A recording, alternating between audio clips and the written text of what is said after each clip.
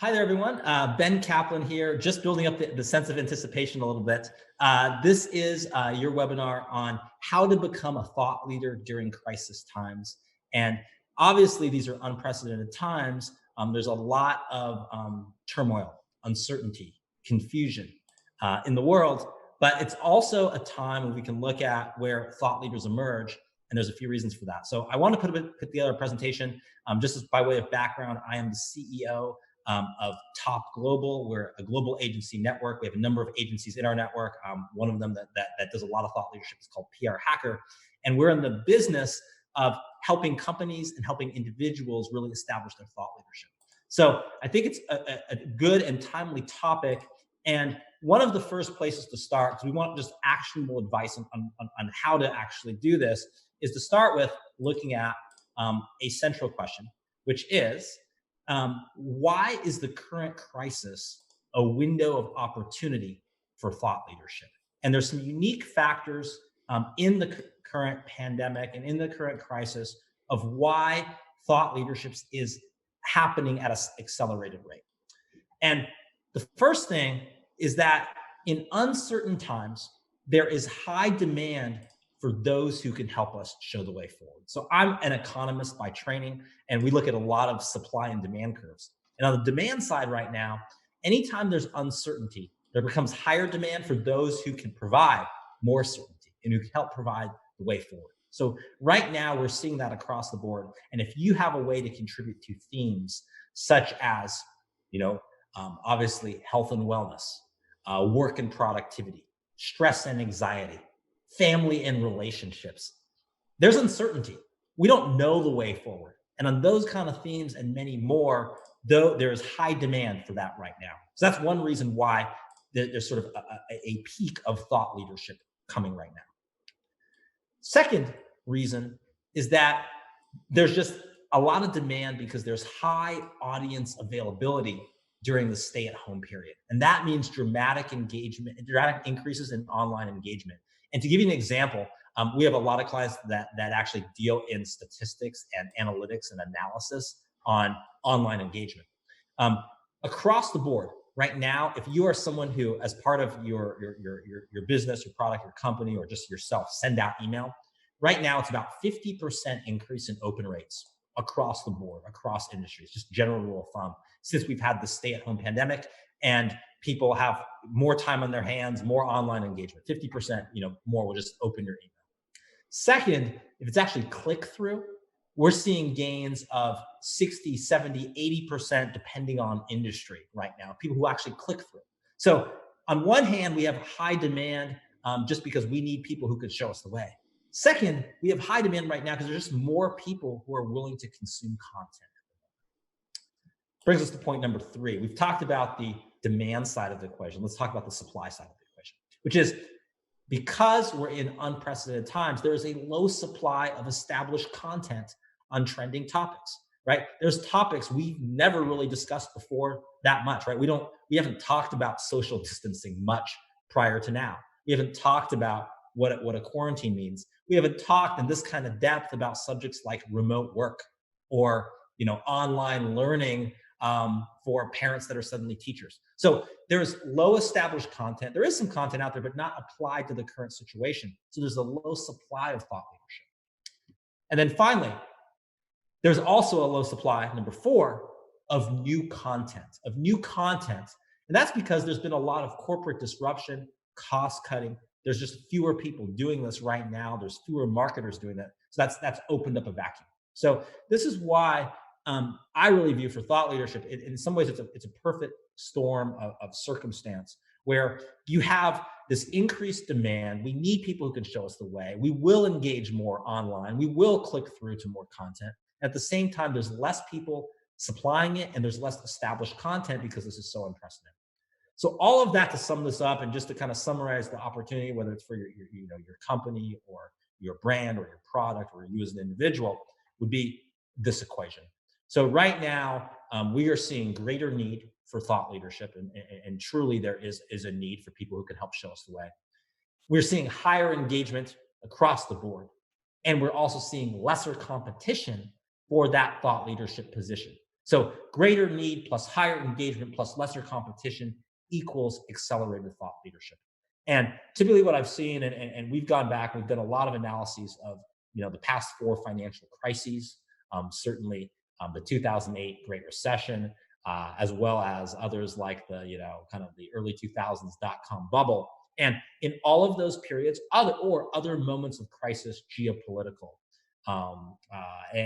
health, and others, we typically see this process where for about 3 to 6 months, a new crop of thought leaders is born, and it's accelerated and it's faster.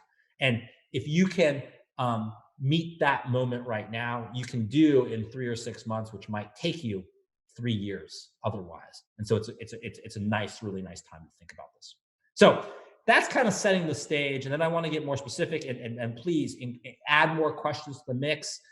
Justin, my trusty producer here, I'm looking at notes from Justin, will kind of flag me as more questions come in and we can talk about it.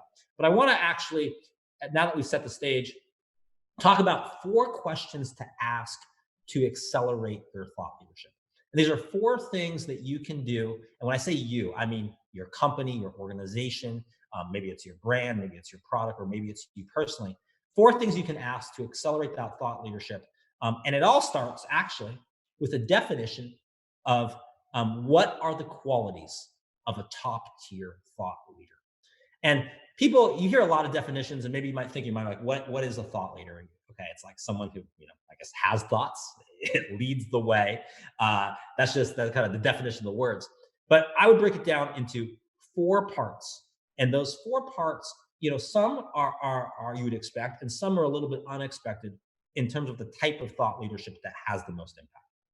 So in terms of who is the thought leader, one, someone whose views on a subject are authoritative.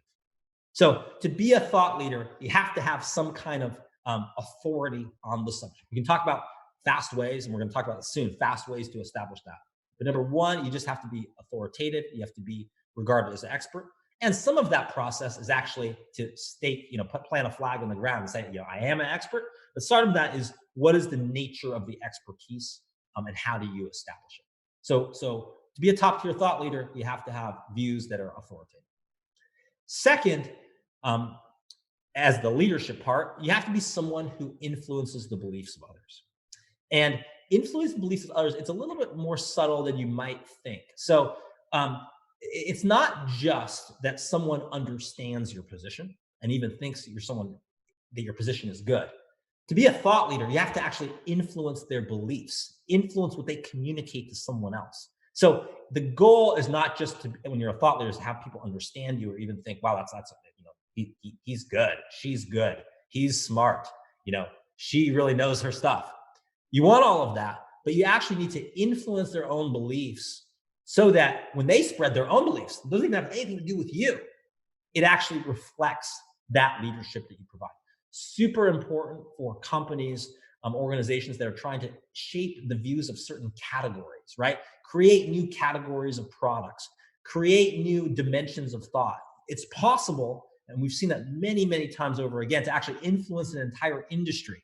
But it starts with influencing the beliefs of others, not just having people understand you or even think that your ideas are good.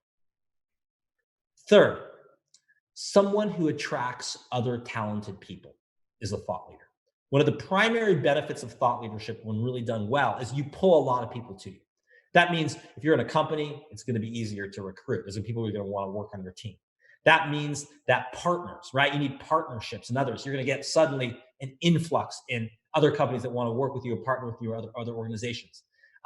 It means also people just seeking out opportunities. What happens is your email inbox or your LinkedIn inbox or your DMs on social kind of blow up. You attract people to you. So as a thought leader, you have to create a mechanism for that. You have to make it easy. You have to make people want to do it. And you have to create triggers in time that cause people to seek you out. So a top tier thought leadership can attract other talented people and, in fact, attract other thought leaders themselves. And then fourth, a top tier thought leader is someone who can turn ideas into action. And that might seem a little bit counterintuitive when you think about thought leader. It's thoughts, it's ideas, it's raw.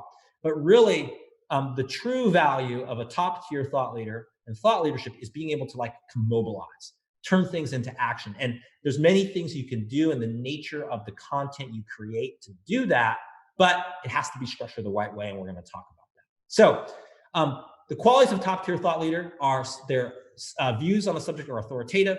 They influence the belief of others. They attract other talented people, and there's someone who can turn ideas into action. And that's just a broader definition that a lot of people have. And if you understand those components, we can start to activate those components and make it so being a thought leader isn't just like, putting a blog post and you got, 10,000 people to read your blog post. That's good. But it's much deeper than that. And for it to have lasting impact and lasting influence, you need to break it apart into components. Okay, so that's the first question. Second question, how should you choose thought leadership topics? For people starting in this, it's always one of the first things that we kind of discuss. And there's a few different principles at work here. First of all, in terms of your thought leadership topics, you need to start with topics that obviously relate to what you've done, but that actually push the boundaries of your expertise a little bit further. Let me explain what I mean. Usually what you want to do is you kind of start with a core area. Maybe it's related to your work. Maybe it's related to a certain product offering. Maybe it's related to a certain job or experience. And that starts as your core. But you want to start looking at all of the things related around to that are areas that your thought leadership can start to touch on and explore. Those related areas are what makes you more relevant, what makes you more timely. Let me give you an example from one of the early times of thought leadership that I did personally. So some of you who know me, you know my background. If you don't know me, I'll give you a little bit. Before I ran a kind of a global agency, I was an author and I was a newspaper columnist. And I got my start actually straight out of college because I wrote a book called How to Go to College Almost for Free on winning college scholarships. I was the kid that went to Harvard for free by hustling around and winning all these scholarships, and I wrote a book about it. Now, that book gave me an expertise on scholarships, right? But what are the other areas that it would touch? Well, scholarships is related to overall paying for college financial aid, sure, obviously. Also, it's related to college admissions, right? You got to get into college to do it. Well, if you're applying for financial aid and it's college admissions, the issue is that it's also related to other forms of personal finance, right? Because a family would have to balance, like, what are they going to put, let's say parents towards retirement versus college scholarships, and how are they going to balance, their family finances? So it's related to personal finance. Then as I did more and was promoting the book and it eventually became a bestseller, I did a lot of media appearances. I did 5,000 TV and radio appearances in 3 years. So I actually became an expert on how to get on TV, how to get on radio. That became a broader expertise in how to, promote yourself and do PR. And of course, that is related to other forms of marketing. So we're extending the zone, and not all of that happens overnight. You don't take those multiple leaps, right away. But you need to start looking at all of the areas you touch, and usually it's broader than you think. So one, in terms of how do you choose thought leadership topics? Of course, you define some areas that you've worked in or you know about, but then you also look at what are all of the related areas around that, and that starts to define the place you start. You try to push your comfort zone a little bit. Second, think small rather than think big. So one of the biggest issues that a lot of people have when they kind of start this process is they start thinking like, okay, I want to be a thought leader on, marketing, right? That's a big topic, right? Or even I want to be a thought leader on social media marketing. Also, big topic. A lot of people do it. Or even I want to be a thought leader on social media marketing for B2B companies. We're getting a little better, but it's still broad, right? There's a lot of B2B companies. So one of the fastest ways to accelerate your thought leadership is actually to focus more precisely, to think small rather than think big. And the reason for that is that there's just less competition in the area. So instead of being the thought leader on kind of like social media marketing for B2B companies, how do you do it for a certain industry vertical, like let's say, hybrid, let's say technology companies. How do you go a level even deeper? And let's be a thought leader on social media, B2B marketing for cybersecurity companies within technology. How do you go a level deeper than that and actually maybe talk about certain types of cybersecurity companies or certain moments in time like this pandemic or certain types of social media? Maybe let's focus on LinkedIn because LinkedIn is a great opportunity for B2B companies, right? So become more precise in your thought leadership. And when you do that, you've actually just narrowed down the competitive window. You've created more white space for yourself. And I'll show you how in a little bit how you broaden that. So you can take that niche area and broaden it as well. So one, start with your core area that you know, but then expand it and go a little bit beyond in different strategic ways. Two, think small rather than think big. And then finally, in terms of adding topics, use the rule of three. And the rule of three is this. One example of your expertise is a fluke. Anyone can get lucky once. Two examples of your expertise is a coincidence, right? Like lightning does strike twice. Not as much, but sometimes. Three examples of your expertise, and this is the rule of three, is a trend. And once you have a trend, you don't need 3 or 5 or 10 or 100, you just need 3. So what I would encourage you to do is look in sequences of 3 in terms of topics. So maybe we're gonna have this, this thought leadership related to social media for cybersecurity companies and B2B marketing on LinkedIn. But what's the second one after that? What's the third one after that? So you have rules of 3, and then when you have 3, you can start to claim, the cybersecurity space or the B2B space, or you start to claim broader spaces. And then also, as you do this, think about the sequence. So if this has practical implications, like maybe you're marketing now and you're doing webinars. It's not so much one webinar topic, it's the sequence of 3 that creates a trend that communicates a message about your expertise.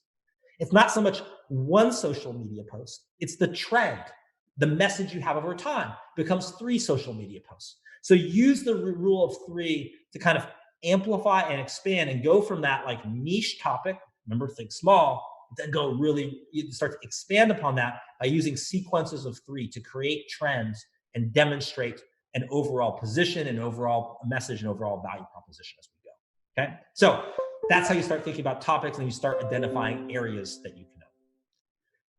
But now, here's part of the question as we go into kind of the third question to ask, which is how can you quickly establish a position of influence, right? How can you go quickly and accelerate this? And particularly, we've talked about this being a time where you can really accelerate your influence.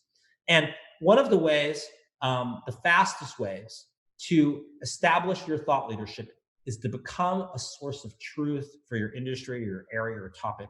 And often that can be done with data. So one of the reasons why data is an accelerator for thought leadership is that data isn't always super easy to come by, but there's actually some ways to do it. And I want you to think about data in broader terms. I mean, we sometimes think about data as like, data is like the results of this, user study I did that I can release as a white paper. I mean, yes, that is a kind of data that can be valuable. That's only one time. What else? Data could be qualitative rather than quantitative, right? So maybe in the course of your work or your career or your company, you've had this many interactions with 20 different companies in the cybersecurity space. I'm using that as an example because we do a lot of work in cybersecurity at Top and PR Hacker. But maybe it's qualitative examples that you can package in a way that there's insights. Maybe it's running a survey. And you could do a survey, and sometimes a survey doesn't need incredibly large sample sizes to be useful. So maybe it's a survey. Maybe data is looking at Google Trends and looking at searches and looking at interesting juxtapositions. We just did, as an agency, we did a sort of pandemic stress index, and we looked at stressful Google searches in states across the US and ranked states by how stressed out they were around anxiety around the pandemic, simply by looking at search data and search traffic to have insight. And that became a great thought leadership piece for us. So data comes in a lot of different forms, but it's a fast accelerant of thought leadership because it gives you a monopoly on something. And I don't mean monopoly in a business sense, or even in we're all staying at home and maybe there's a few board games of monopoly being played. I mean monopoly in the sense of, for this insight, no one else can duplicate it in the way you can, because they would have to recreate some other piece of data on their own. So it makes you unique. It gives you white space. It helps you to stand out. So here's how this would typically work to use data to become a source of truth in your area of expertise. And this is an example now that's coming up on the screen here on how to create data-driven news. And this is our process that we use all the time. This is a process that we use to get, clients who've never been on TV suddenly featured on CNBC or Bloomberg or CNN. This is also a process we use to get all kinds of social media shares and spikes that drive people to a landing page. We use it for that. And here's the process. So one, leverage a timely news peg. Well, here's the thing about the current crisis. We all have one. The entire, world, the entire conversation is around the current crisis. So there is a timely news peg, but there might even be something more specific than that, right? So within the crisis, within the pandemic, there's certain, hard news elements that hits. Now there's news about what countries and states are opening up. There's also news that goes into related to, how are, individuals or families or companies dealing with this. There's news about what is the new normal. There's news about when is this all going to be over. All of that has a sort of a timely news peg. So the first thing you've got to do if you're going to use data to accelerate your thought leadership is you've got to leverage the current conversation. Why? It's way easier to leverage what people are already talking about than to convince them to talk about something new. Just easier. Not impossible. We've done it a lot, and you can spark it, but it's much easier to be like, there's already this conversation. Let's piggyback on it. Let's leverage it than having to do something new. Number two is we create the data study related to that news peg. And like I said, there's other sources of data that beyond just your internal data. So I mentioned if you're looking for free sources of data, one, a lot of search data. So Google Trends you can look at, very, very helpful for quick data. Two, there's things where you can just look at, and sometimes if you just put the time in, like sentiment analysis on Twitter on a certain topic, you can just go through and kind of categorize and summarize and be like, okay, for this new policy that came out from the local government, what is the sentiment, positive, negative? What are people saying? That's another one that's kind of like a free source. Third, simply aggregating different sources together in a novel way can give you a data piece. So for instance, if it's like, how are the US states or Canadian provinces dealing with reopening up? And you just simply summarize all the policies according to a new dimension and maybe a graphic or a visual that gets people insight and seeing it all together, because it was hard to see it all together because it was all separate. That's data you can use. So create that data study. Then third, you can post that study on whatever platforms you have.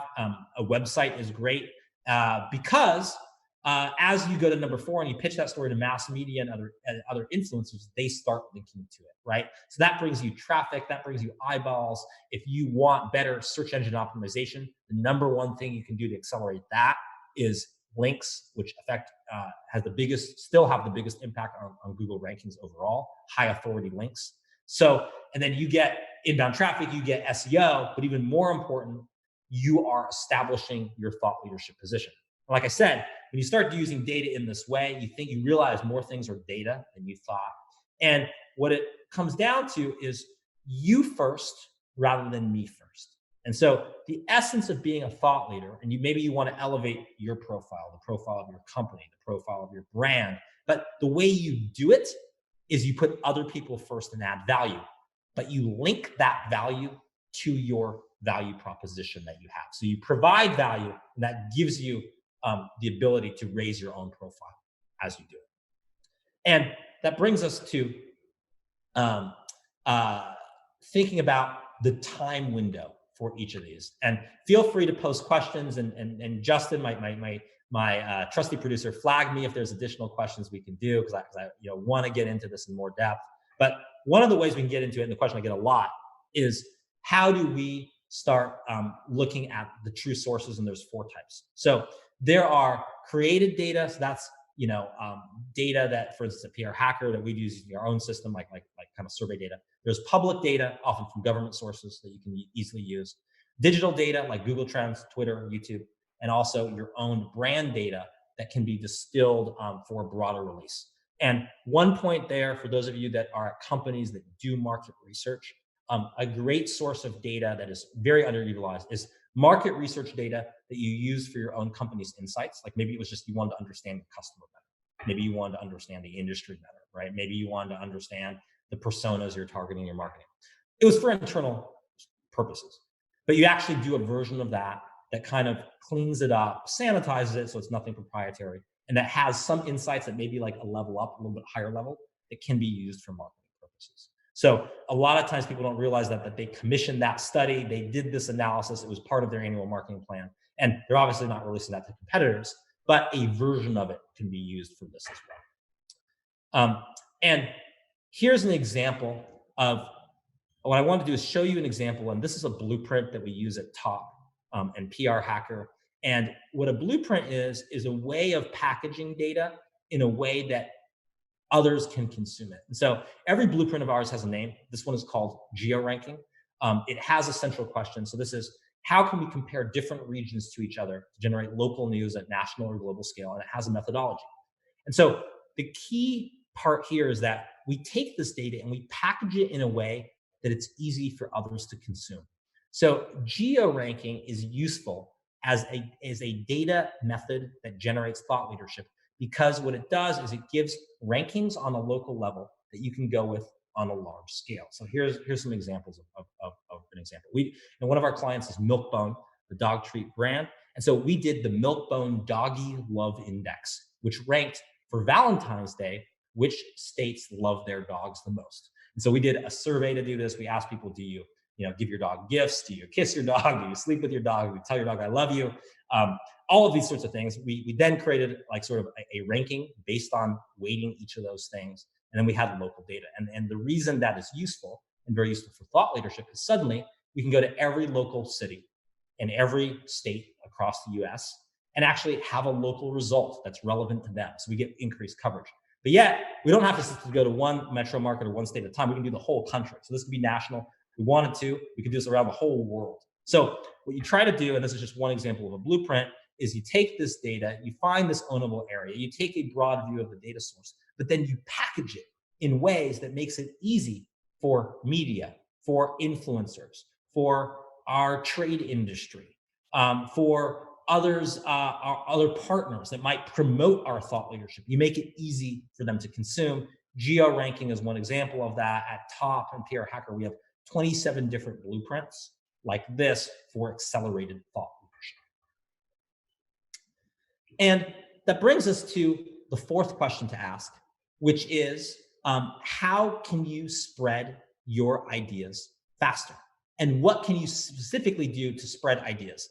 And one of the key concepts with this is to understand the components of what we call viral velocity. And that is the ability for ideas to spread. Some of it is actually science-based, like it's physics. I'm going to talk about that in a second. Some of that talks about that is psychological based in how we share ideas.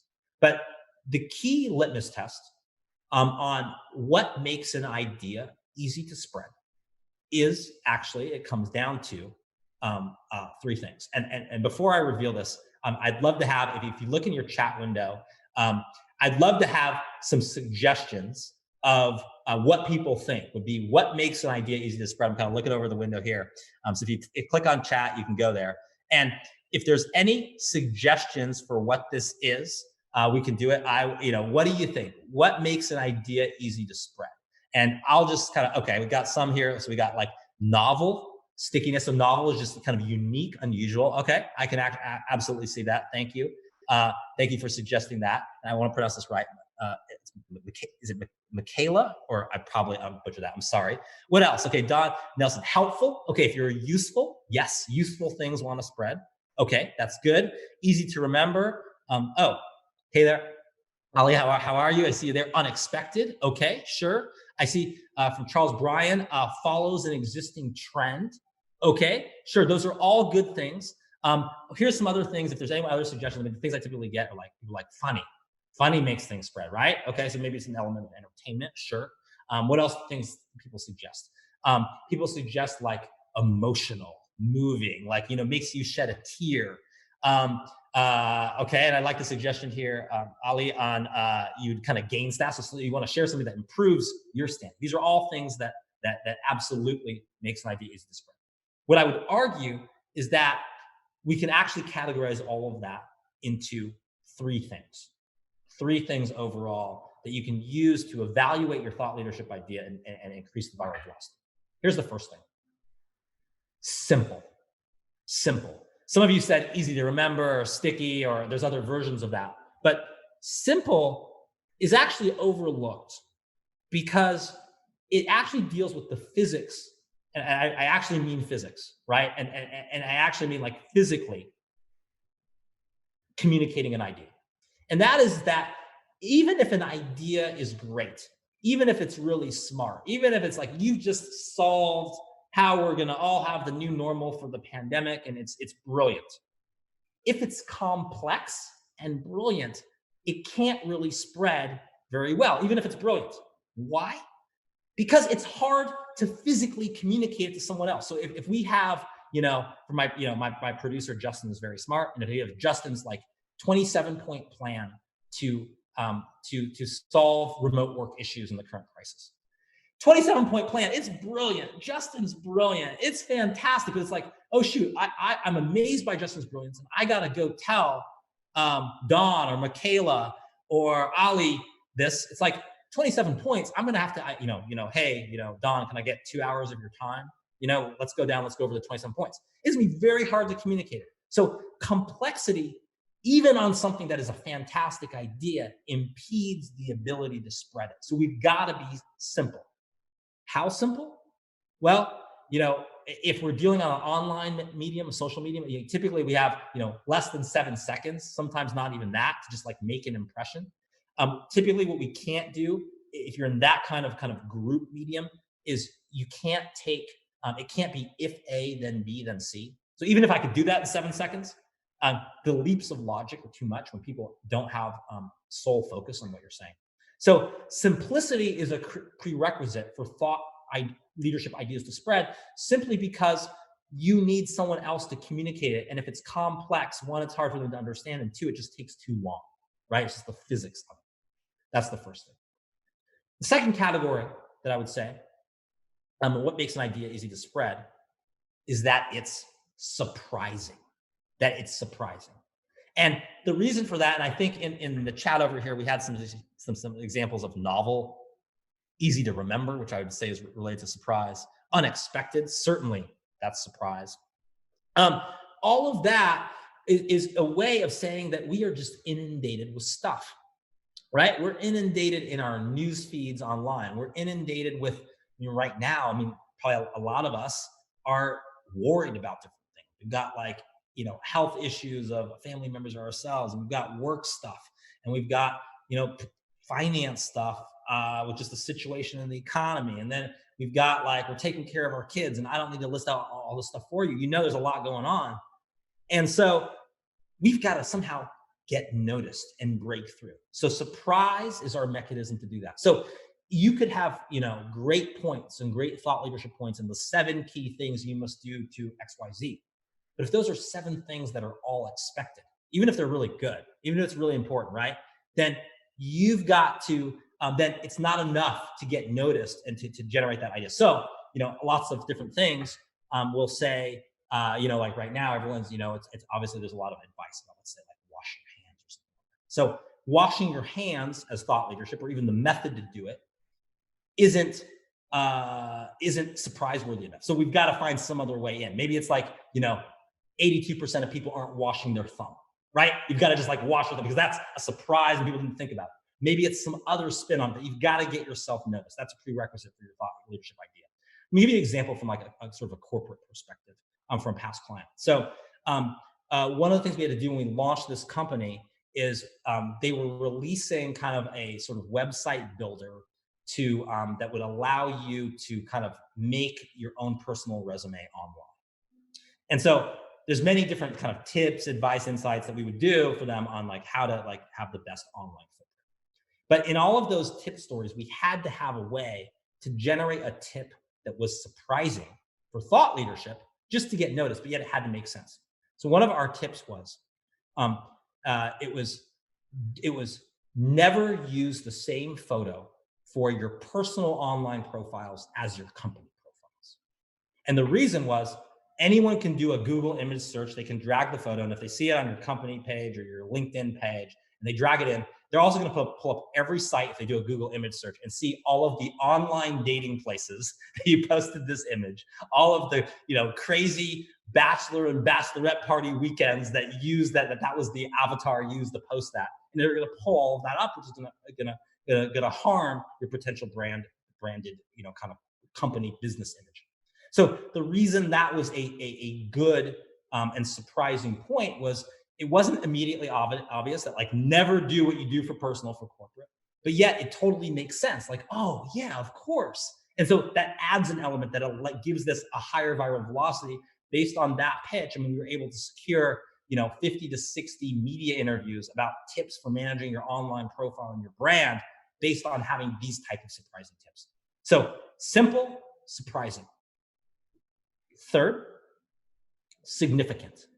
And I'm looking in the chat here, and what lots of things, and I appreciate the, does it start with an S? Thank you for that. Snappy was another one. Okay, those were good guesses. Significant for all of you, what some of you said is like helpful, right? Like kind of has importance, right? Significant. So I could be simple and surprising, and here's an example of simple and surprising. Blah! Right? If I just go blah, that's simple and pretty easy. I just went blah. Surprising, you didn't expect me to do that in the webinar, but it has no significance. It doesn't say anything deeper. And actually, that's a huge problem when people try to be thought leaders or influence messages or be influencers with like Super Bowl ads. Common problem, right? Super Bowl ad, it's like like the monkeys dancing around a drum or whatever it is. And then it's simple, it's surprising, but it doesn't actually ladder significance related to their company or the brand or the communication. They're simply trying to surprise you. So it's not enough. So simple, surprising, significant. Yes, you notice the 3 S's. And also that in itself is my attempt to be simple on, this is a little bit meta there, but simple, surprising, and significant on the actual principles of viral velocity and thought leadership. So as you do that, that becomes the lens. And if you can create that in your thought leadership, that means this is the litmus test. So, okay, here's the situation. You're like, okay, I'm trying to do this webinar. Okay, what's the title of the webinar? You start brainstorming titles. Okay, simple, surprising, significant. Okay, is it simple enough? Do people understand it? Does it break through the pattern in some way? Does it have some deeper significance? Okay, now you're working on, let's say, the email that goes out to let people know about that. Okay, simple, surprising, significant. Okay, how do I frame this? How do I get some kind of attention? Is it simple enough? Okay, now you're working on the literature for your product, right? That kind of describes it. It's the landing page. Okay, simple. If people just scan the headlines on this page, they get what it is. If they're just skimming, if they're not reading. Surprising. How do I show that this product isn't like 5 others that they already have? I got to have some kind of surprise or feature or insight or just use case study that's different. Significant. How am I driving to how this is going to save them money and time and help them reach their objectives and get a promotion and win a Pulitzer Prize and all those sorts of things, right? So simple, surprising, significant. So it's a framework that you use and you think about it. And when you think about your ideas and when you think about how you frame them, that's the lens that you use throughout. And here is the other little hidden secret in terms of thought leadership and those of you who work at large companies and want to do that. This is even the recipe to have thought leadership and have more influence inside your company. So if you are trying to get other people who work in other departments or get your supervisors or managers or get others to come to your way of thinking, you've got to simplify that idea. You've got to surprise them with something that's like, oh, hadn't thought about that. And you've got to drive to something that's significant for the company. So this is even about influence and thought leadership in small groups, inside companies, inside organizations. It works this way. And if you think this way, we can increase our viral velocity. And here, and I sort of have kind of a question about what's some action items for right after the webinar? What can we do? So let me kind of address that. And that kind of relates to our kind of one more thing. So all of these kind of principles we talked about asking, kind of what defines thought leadership, breaking out the different components. We talked about actually looking at what are the topics. Remember, we talked about kind of starting small and building on your area, but sort of expanding it in the rule of three. We also talked about how to accelerate it by using something ownable like data to do that. And then we talked about kind of the simple, surprising, significant framework. All of these things are elements that you don't have to perfect right out of the gate. One of the biggest problems and barriers to accelerating thought leadership, and I would say especially during the current crisis, is that we want to get it perfect. We want to get it perfect. Why? Because we're a thought leader, right? We're an expert. It's got to be up to a standard.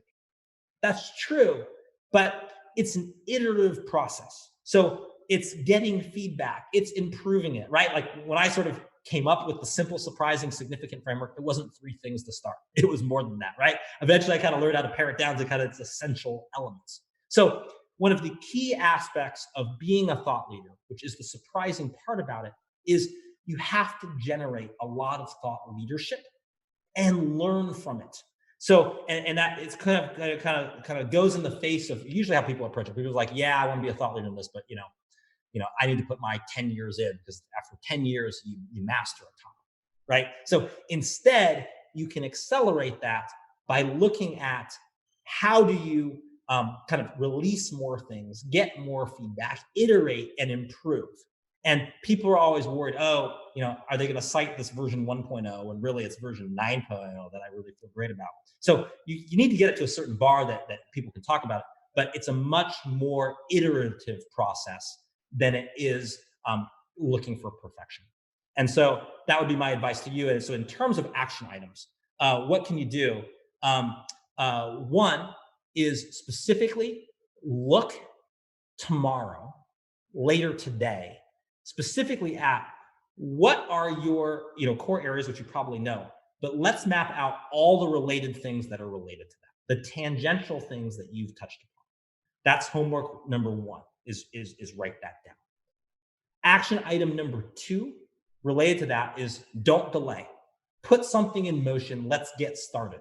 Let's start with something that's easy for you. If you're prolific on social and you're on, Twitter all day, then let's start with that. If you're just doing webinars all the time for your company, let's start with that. Find the lowest hanging fruit in terms of the channel, because it doesn't matter what channel. You just want to get started. Number two. And then number three, as you do that, let's find a piece of ownable territory in terms of, maybe data is even too ambitious a word, just something you have insight to that is hard for other people to get at, right? Just uniqueness.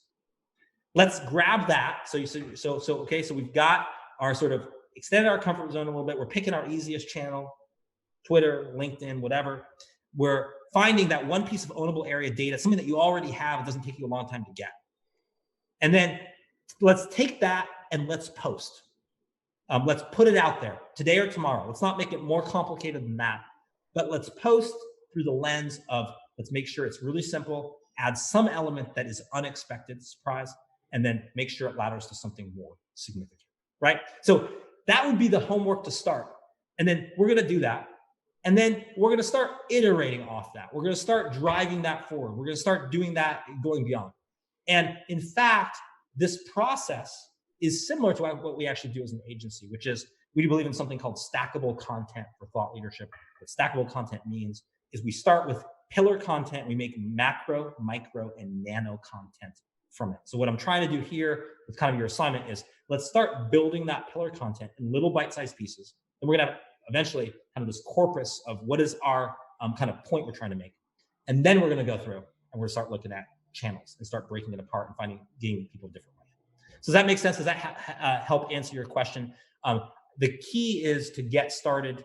The key is to iterate. And the key is to make, your sort of kind of climb to a thought leader, whether that's for yourself or for your company, not be about perfection, but instead be about iteration, learning really quickly and using that to evolve into the thought leader you always hoped and dreamed you could be. So with that, let me open it up for any more questions that we have on anything I said so far.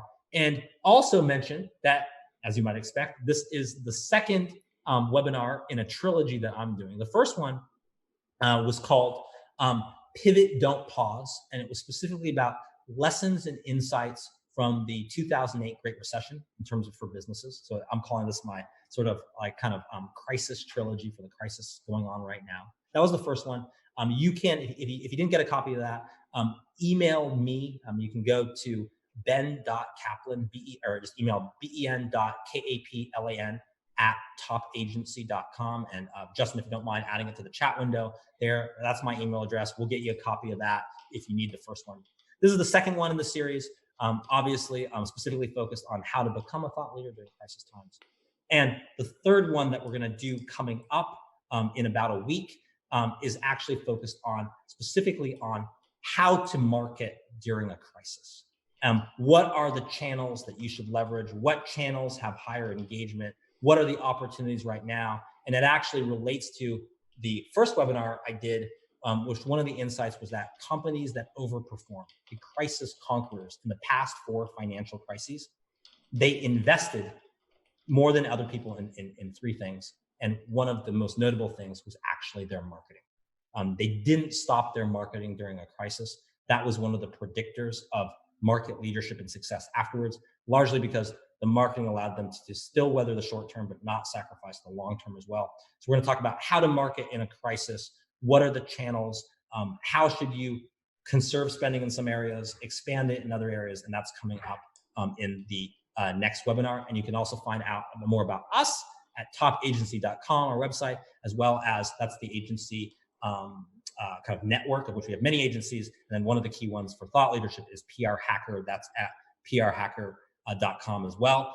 Thanks for the positive comments there in the chat room. Appreciate that, Ali, and